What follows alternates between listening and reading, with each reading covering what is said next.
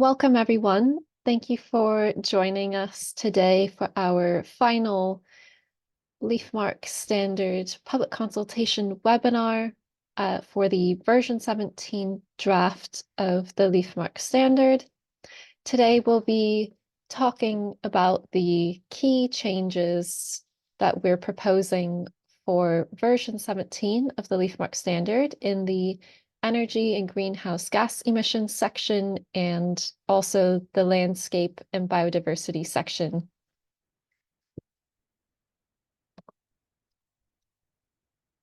Before we get started, just a couple of quick introductions from me and my colleague who will be walking you through the changes today.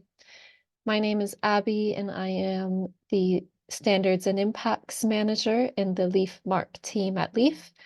I look after the development of the LEAF Marque Standard and producer-facing support and guidance, as well as our impacts workstream, defining the intended outcomes and impacts of LEAF Marque. And I'll hand over to Molly. Hi, so my name is Molly. I am the Standard Setting Officer here at LEAF. I've been here for just over 2 years now, and I work directly with Abby in helping to develop control points for the standard. Thanks, Molly. So the session today will be recorded. So if you have colleagues or know of anyone else who would like to look back at this webinar, they will be able to do so after today. We will be posting this webinar recording on our YouTube channel, so it will be publicly available.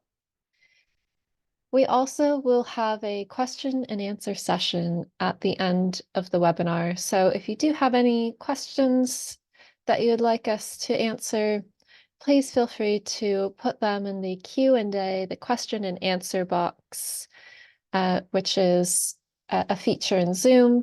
There also is a chat box, but if you could please try to put your questions in the Q&A box, that will help us to keep track of them and make sure that we can get those answered for you.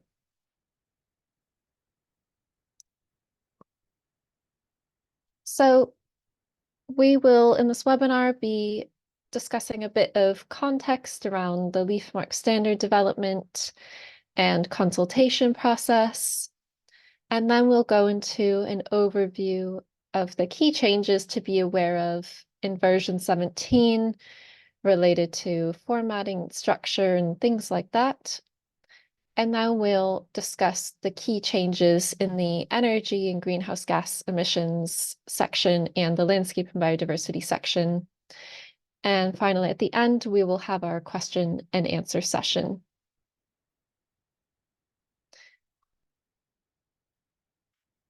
To start with some context, for those who might be newer to LEAF and LEAF Marque, LEAF Marque is a global environmental assurance system that recognizes more sustainably farmed products. And the key defining characteristic of the LEAF Marque Standard is that it is based on LEAF's integrated farm management principles, which recognize that nothing in farming acts in isolation. So how you're managing one area of your business will likely have an influence or impact another area. For example, how you're managing your soils will likely impact water and so forth.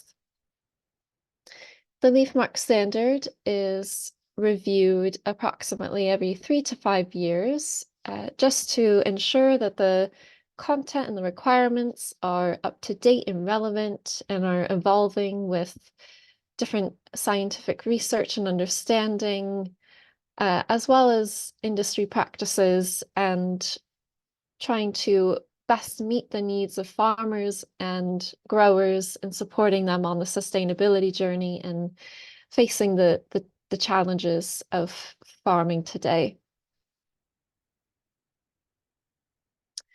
So we're currently in a revision cycle with the LEAF Marque Standard. We have the version 17 draft out for this first round of consultation, and we're really aiming to get as much feedback as possible and gather views from of a very wide range of stakeholders, both within the UK and outside of the UK. And this means engaging not only our members and producers, but also other key stakeholders, such as industry and supply chain, fellow NGOs, government, academic institutions, and so forth. And so we've tried to create a lot of different mechanisms to participate in this consultation. We have these webinars available where we discuss the key changes across the standard, though we do encourage you to have a look at the draft standard for the full, or to better understand the full scope of changes occurring in the standard. We also have different mechanisms to enable stakeholders to feed back about the proposed changes. So following today's webinar, we'll be distributing a link for a 1 to 2 minute survey, very quick, just to provide you the opportunity to feedback on the changes that we discussed today. We also have more detailed surveys available online if you would like to provide more detailed feedback about the proposed changes or sections. So there is a more detailed survey, and there is a shorter one available online as well. These accompany a summary of changes document, which summarizes the key changes to be aware of across the standard. It's a really good guiding point to use if you are looking to engage with this consultation and feedback on the standard. We, of course, also accept comments and questions by email, phone, or letter as well. So whatever is most convenient to feedback, we greatly appreciate however you're able to feedback to us. We do have some translated resources available during this consultation. So our summary of changes documents and our online surveys are all translated into Italian, French, and Spanish. So we do encourage speakers of those languages to get involved if they feel inclined. We unfortunately didn't have the resource to translate the full LEAF Marque Standard draft for this consultation, but full translation of the standard will of course be made available when the standard is published. Following the consultation period, we'll be reviewing all comments, questions, feedback, suggestions, and integrating that into our thinking for version 17, as well as potentially incorporating revisions based on those pieces of feedback.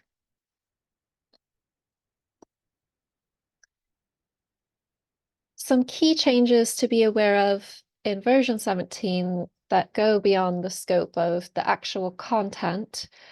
We do have more information about this recorded in our very first webinar, our introductory webinar. So we do encourage, if you want more details, to go have a look at that webinar. But in summary, we're proposing some structural and language focused changes in version 17. Structural changes will really aim to improve the readability and the navigation of the standard. So we've divided the different sections into subsections and grouped the requirements and control points by topics so that they are easier to read and navigate. We've also formatted the control points themselves a bit differently in more of a number and letter format as opposed to a bullet point format to ensure that businesses and auditors are clear about what is required within the control point. We've also added a guidance column, which will serve as sort of the first point of reference for interpreting the requirements. So this column will include things like definitions, examples, and potentially some guidance or tips on what types of evidence might be provided for the requirement, things like that. And just to note that in the current version 17 draft, the guidance column is not yet finalized. We are still building and developing this guidance column. So there may be some requirements that don't have any guidance yet, but we will be populating this column as version 17 is developed. We will also be making available an Excel format of the LEAF Marque Standard, which we have not done before. So we do have a draft version of that available for you to feedback on. So we would love to hear if you find the Excel draft of the standard usable and easy to navigate. And we're also exploring other types of formats potentially that we could make available for different accessibility needs. So those with learning or reading needs. We're also focusing on some changes to the language we use and terminology in the standard to really improve the international applicability of the requirements and simplifying the language so that the requirements are more straightforward and easier to understand, and where possible, use less words to convey the same message, the same requirement. We will be making a new translation available of the standard, and this is Portuguese. So we'll be adding this to our key LEAF Marque Standard languages. We actually are working on making Portuguese available earlier than version 17 for version 16.1. If you do have any other suggestions on languages that you would like the LEAF Marque Standard to be translated in, we always welcome recommendations and to discuss the need for translations.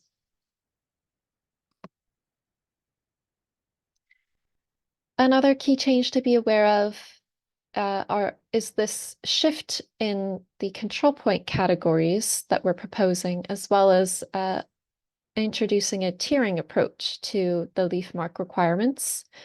We do have a little bit more information about these key changes in our introductory webinar, but we are going to do an overview now as well for those who weren't able to attend that webinar.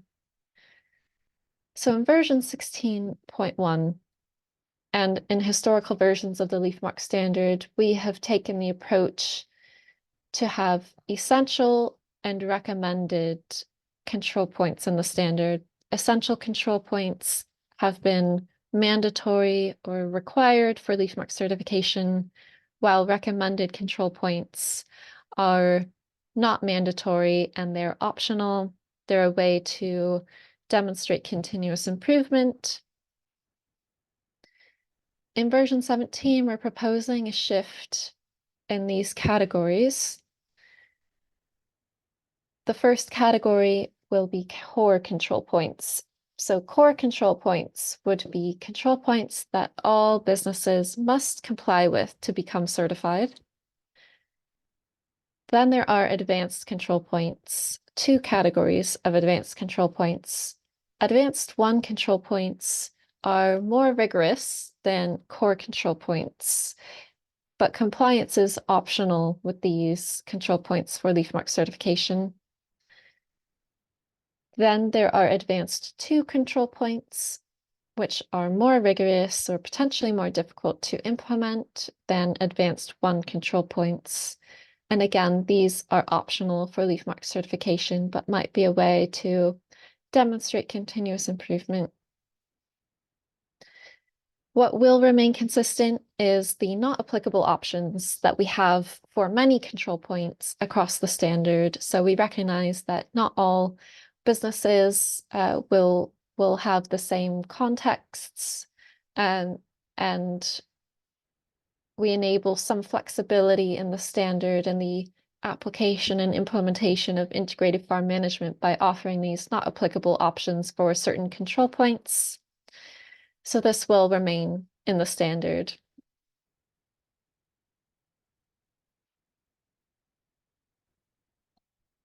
These new control point categories will correspond to the new LEAF Marque tiers we're proposing. So we're proposing a core tier and an advanced tier of LEAF Marque. And really the purpose of this is to help demonstrate and provide a way for businesses to demonstrate as well where they are on their integrated farm management or sustainability journey, and what types of forms of continuous improvement are being implemented, and so forth. So just to summarize how these control points align with the tiering approach, core control points would be required for certification, and they would be required for both the core tier and advanced tier. Advanced 1 control points would not be required for certification. They would not be required for the core tier, but they would be required for compliance if a business wanted to be in the advanced tier. And then the advanced 2 requirements, these would not be required for certification or the core tier. They would not be required for the advanced tier. This would be optional. And we do plan to develop a way for businesses to demonstrate either to customers or other stakeholders within or external to their business where they are on this journey, and whether they have achieved certain advanced criteria. So with that, we'll move on into the sections of the LEAF Marque Standard that we'll be discussing today, and I'll hand over Molly to talk about the energy and greenhouse gas emissions section. Thank you. Thanks, Abby. So yes, let's move on to the energy and greenhouse gas emissions first before we move on to the landscape and biodiversity section. So the title of this section has been renamed to better reflect the objectives of integrated farm management and also of the LEAF Marque requirements. This title was originally energy efficiency, but has now been renamed to energy and greenhouse gas emissions. And essentially amendments to the name of this section have been made to recognise the significance of including greenhouse gas emissions within the key principles of integrated farm management. And also the purpose is to allow businesses to identify potential inefficiencies across their operations and to also set targets to review.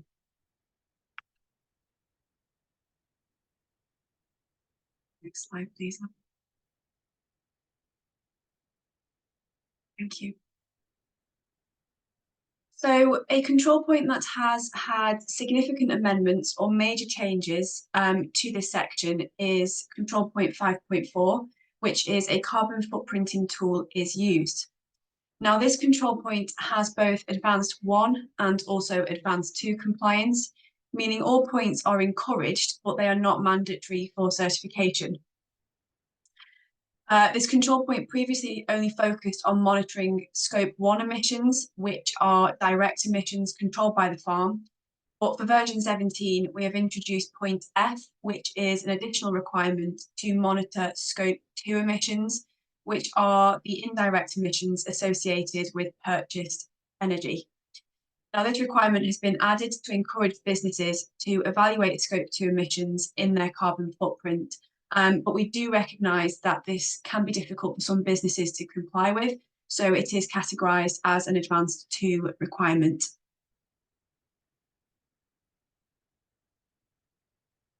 So those are the major changes made to the energy and greenhouse gas emissions section, very short. So we'll now move on to the landscape and biodiversity section. So similar to energy and greenhouse gas emissions, this title has also been renamed. It was originally landscape and nature conservation, but has now been simplified to landscape and biodiversity. Within this section, amendments to the language have been made to improve the international applicability, along with providing better clarity around the overall objectives and goals of this section. This section has also been divided into subsections in order to organise the requirements by topic to make it easier to navigate, as we recognise that this is one of the larger sections of the standards.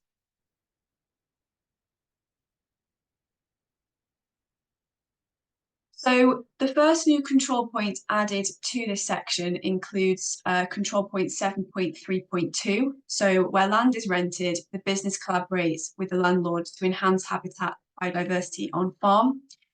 So this control point is advanced 2, meaning all requirements where applicable are encouraged, but they are not mandatory for certification. It's also important to note that this control point is not applicable where the business does not rent land or where the landlord does not have objectives to enhance habitats and biodiversity. Essentially, it's been added to encourage businesses to collaborate with their landlords where appropriate and to participate in activities to improve both habitats and biodiversity, with the aim to support these activities over the longer term.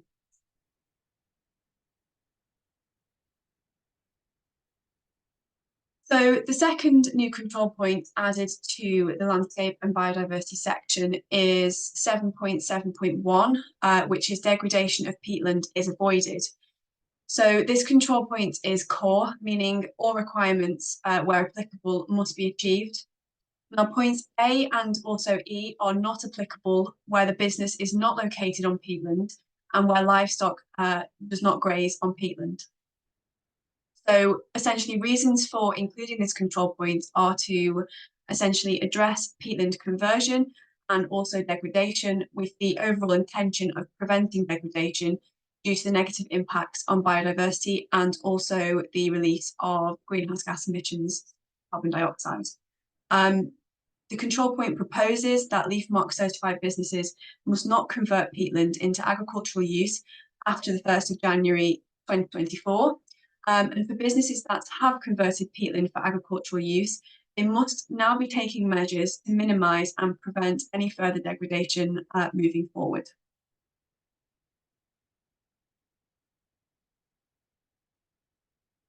So another new control point to this section includes 7.7.2, which is measures are taken to improve or restore degraded peatland. Now, this control point is advanced 2, meaning all requirements where applicable are encouraged, but they are not mandatory for certification. And again, this is not applicable where businesses are not located on peatland. So this control point essentially builds on the previous control point. However, the previous control point is that the focus is avoiding degradation, whereas this control point focuses on improving and also restoring degraded peatland. It refers to improving degraded peatland that is also not in production. Because processes and measures to improve or restore peatland are often complex and essentially, if not carried out appropriately, could result in further degradation. This control point also requires that measures are confirmed by a peatland specialist.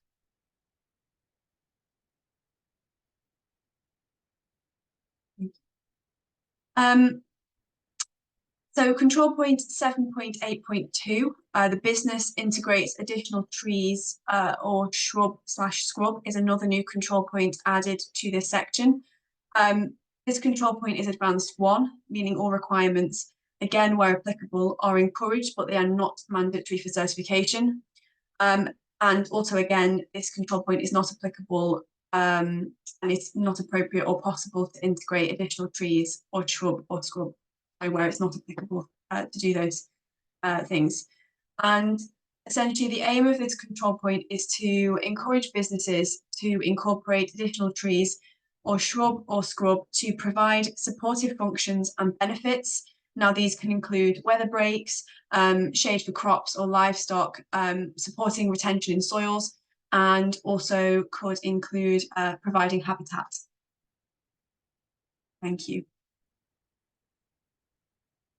Thanks, Molly. I will now take us through the remaining changes. key changes to this section.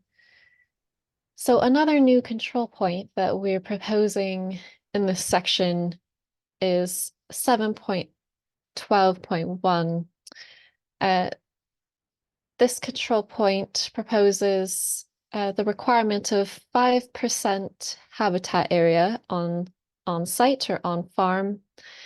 And this has been categorized as a core control point. So this would be required for LEAF Marque certification. The requirements in this section historically have had a significant focus on the quality of habitats and how they can be supported to manage and further enhance biodiversity. And in the past, this requirement focused on, well, there has been historically a requirement in the standard focused on habitat area quantity, but it's only been recommended. So in version 15 as well as version 16 of the standard, there have been recommended requirements around the percent of habitat area on farm. And we're proposing now, after those several years and a couple of versions of the LEAF Marque Standard where this has been not mandatory for certification, we're proposing a shift in requiring this for certification.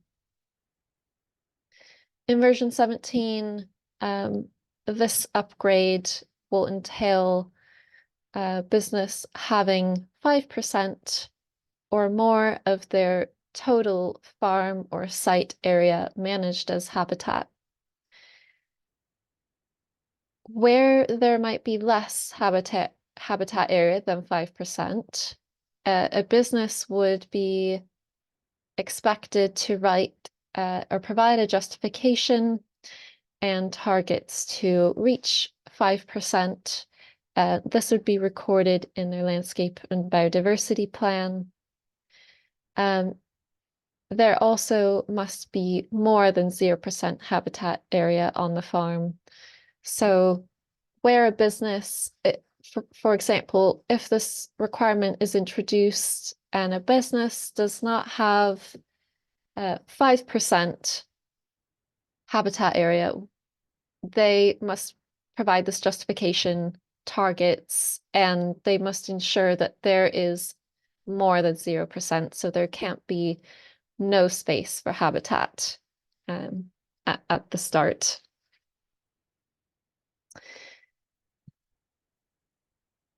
This type, we provide examples of habitat types in the standard, but also we like to encourage thinking that this habitat area might serve multiple functions. So this might not just be spaces for wildlife and biodiversity purposes, but also to potentially support other strategies that a business is implementing related to integrated farm management. So for example, this space might provide space for biodiversity and habitat, but also support the business's integrated pest management strategies or act as a buffer zone near watercourses, or potentially help mitigate or manage or prevent invasive plant species from having a more negative impact around a crop,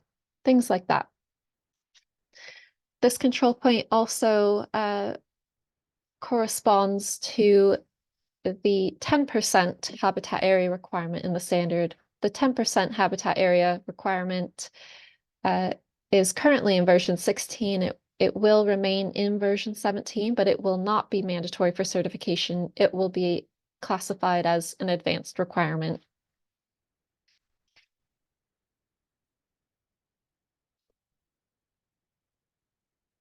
The next control point that is being introduced to this section is a control point around habitat connectivity and encouraging businesses to, where possible, take measures to improve the connectivity of habitats.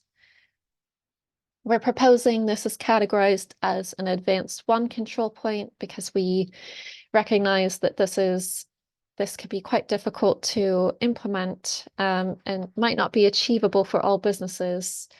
And so we are proposing it's advanced, so it will not be mandatory for certification.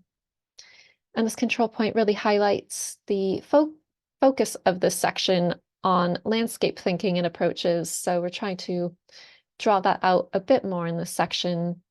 And this has been added to support a more integrated approach to managing habitat areas and allowing that natural movement of species between them. So this not only supports species to move more freely and easily between habitats, but this can also help to break up maybe areas that are excessively large blocks of crop, which might be more vulnerable to pest and disease outbreaks. And with regards to the connectivity element, the primary focus is on-farm connectivity, but also potentially exploring how off-farm connectivity might be considered. For example, this could be an area where business can partake in collaboration or collective action with others in the landscape to improve connectivity and joining up habitats. But again, that's not currently the minimum requirement for this control point.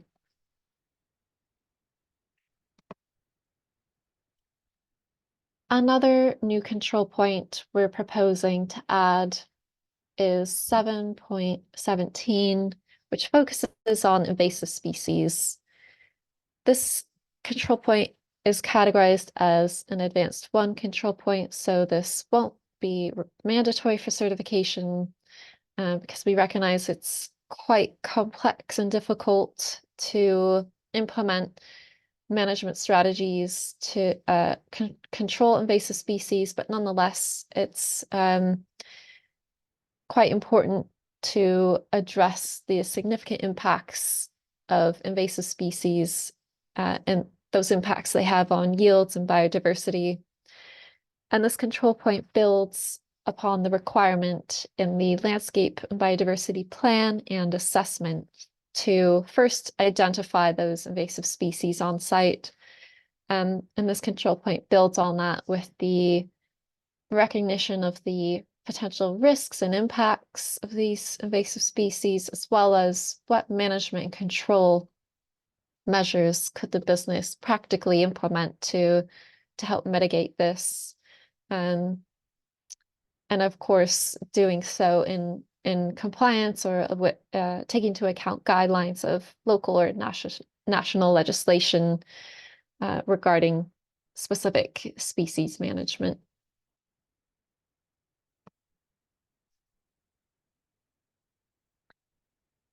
Another control point to be aware of that has had key changes in version 17 is this control point focused on measures taken to support protected species.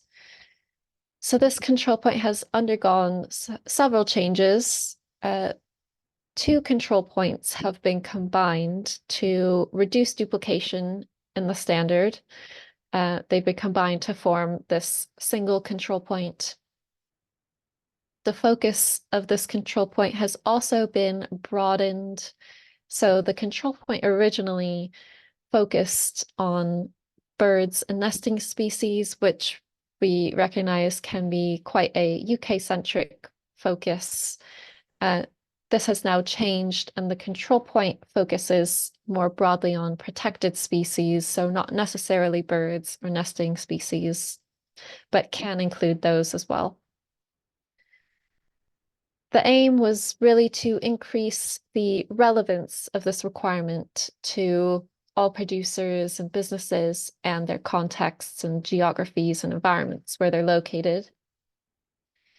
And it really aims to bring in that element, that core the key principle of this section to support and enhance biodiversity and species on site where possible.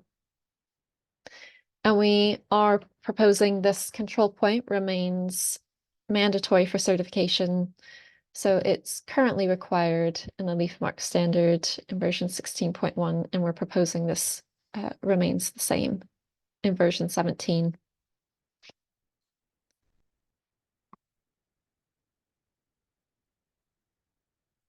The next control point that has had some notable changes is control point 7.18 about monitoring species on farm. Again, some elements of this control point are proposed as core, so required for certification, and there is another element that is categorized as advanced, so will not be required for certification. There has been a significant change to be aware of for this control point. So in previous versions of the LEAF Marque Standard, this requirement was worded slightly differently and focused on or provided the option with monitoring either one species or one habitat. We've now split that control point into two different requirements. So we will address the second control point that was created in a moment. But for this control point, it now focuses specifically on requiring the monitoring of species. The requirement has been upgraded so that businesses monitor one pollinator on farm and also one key species, other key species on farm. And the expectation is not to implement necessarily a complex monitoring approach that requires complicated or expensive technology or tools. That's not the expectation. But monitoring species on farm is quite important, not only to better understand what's happening in the farm environment, but also species and their presence on site and their behaviors are quite a good indicator of habitat health and quality, what the conditions of the habitats on farm are like, as well as biodiversity. So the spirit of this control point is to get businesses engaged in observing what's happening on their farm, and use that to inform their management strategies, essentially. We will be producing guidance for this requirement as well with version 17. The advanced element of this requirement then builds on this and requires that 4 or more species are monitored on farm. So expanding sort of the focus of this monitoring piece and integrating the outcomes of that monitoring into different management strategies on farm, and potentially also linking up these management and monitoring strategies with other landscape projects or things like that. So as we alluded to in the last control point, this control point focuses on a habitat monitoring approach. So again, the original control point provided an option for businesses to monitor a species or a habitat or both. We're proposing now that this is split into its own control point to monitor one habitat on farm, but we are proposing that this is an advanced requirement. So it will not be mandatory for certification.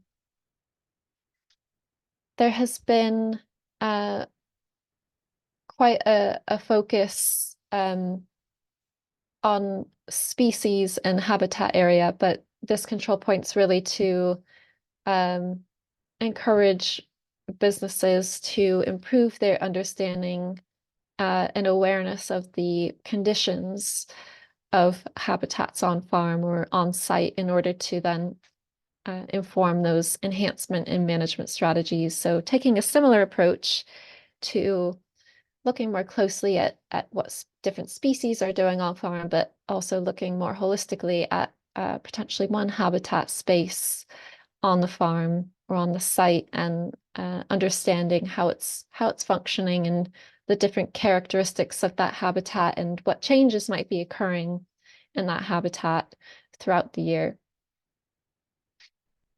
Again, we will also be developing guidance for this control point.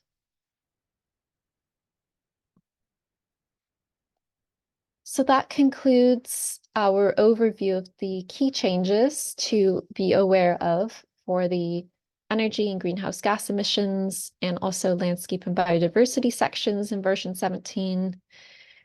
We do have about 3 to 3.5 weeks left of our first public consultation. So we do really encourage you to provide some feedback, ask us questions and about any of the proposed changes.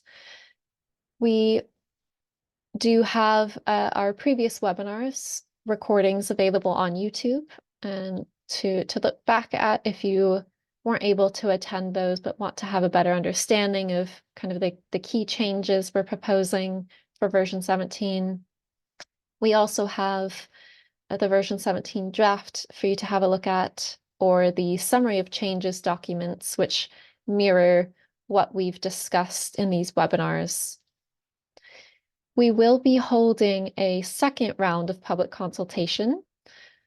We will be announcing when that consultation will take place, and we're aiming to publish version 17 in 2025, and version 17 will become effective for auditing 6 months after it's published. So there will be a 6-month transition period for businesses and auditors until that version comes into effect from the time it's published.